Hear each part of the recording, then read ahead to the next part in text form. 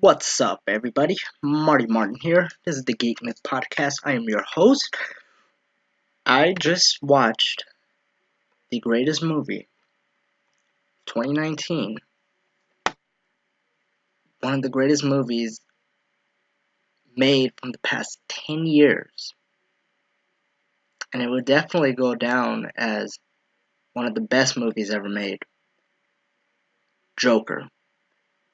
Starring Joaquin Phoenix and directed by Todd Phillips. Now, I'm not going to spoil this film,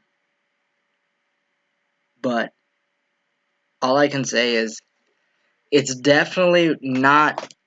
First, get the whole comic book Joker, the movie Joker from the movies. Like, get Heath Ledger, Jack Nicholson, Cesar Romero, and Jared Leto and Mark Hamill. Get all of those guys out.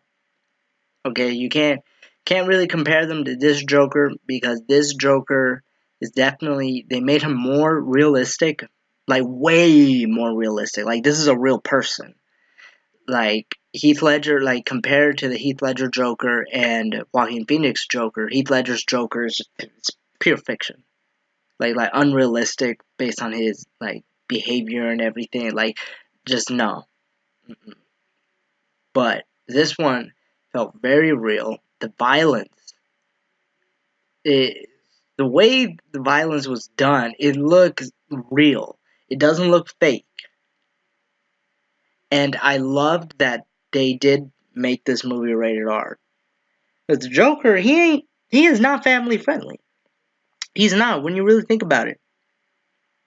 He's a crazy maniac, basically a serial killer, and in some interpretations in other comic books, he's a gangster, and we see that in Tim Burton's 1989 version of Batman, Batman the movie.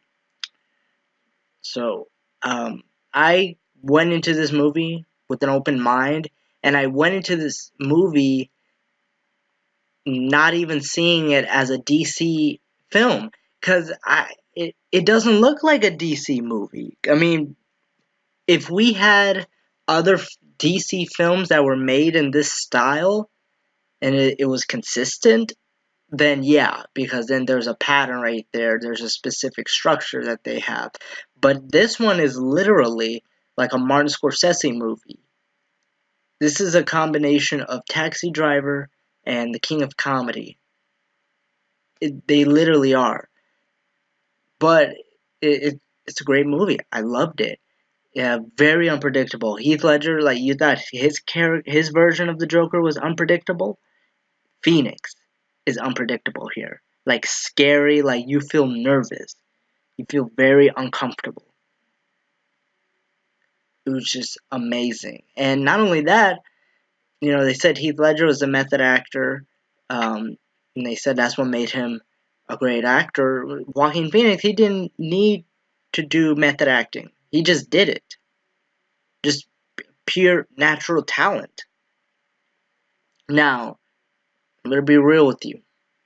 As a whole, this is really tough. This is really tough. But I'm going to have to say Joaquin Phoenix is the best live action Joker. Hands down. I think he's the best of the best. Jack Nicholson is my favorite, I would say. He is my personal favorite. But I would say he's the best Joker regarding, if you want to have it like the comics. But Heath Ledger and Joaquin Phoenix's Jokers, they're very disconnected from the comics, from most of them, from what fans are used to reading and seeing. But yeah, I'd say Phoenix beat them.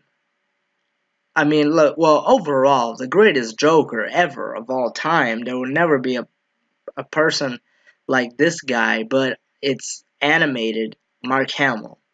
Mark Hamill's the greatest Joker. If we're gonna cover more like authentic Joker live action, Jack Nicholson is. He's very authentic.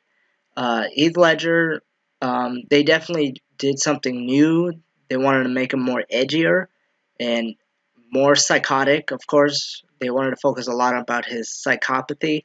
But this Joker, oh my gosh, they made a whole other level. Wow. So let's discuss the controversy for a bit. The media were going crazy. Parents were going crazy saying that, this movie is going to be violent and it's possibly going to inspire people to commit mass shootings, blah, blah, blah, blah, blah. Same old that they always say about R-rated films and R-rated M-rated video games, explicit music. It's the same thing. They always try to blame it on uh, entertainment. So, but first of all, this movie is not for kids. So I want to read this to you right here. It says this: parental warning. This is not a joke. Joker is rated R and for good reason. There's lots of very, very rough language, brutal violence, and overall bad vibes. It's a gritty, dark, and realistic taxi driver-esque depiction of one man's descent into madness. It's not for kids, and they won't like it anyway. There's no Batman. Facts. Facts. I wish this was being thrown around more on social media, and the media would read it and everything. So yeah, it's crazy. It's almost like the media wants a mass shooting to happen or some other massacre. It's all about the ratings. The more ratings you get, the more money you get. Money, money, money, money, money, money, money, money. That's what it's all about. Ratings and money. Yeah, it's just ridiculous. Absolutely ridiculous. So yeah, what am I gonna give uh, uh, a grade for Joker? I give it a 9.5 out of 10. 9.5 out of 10, big time, without a doubt.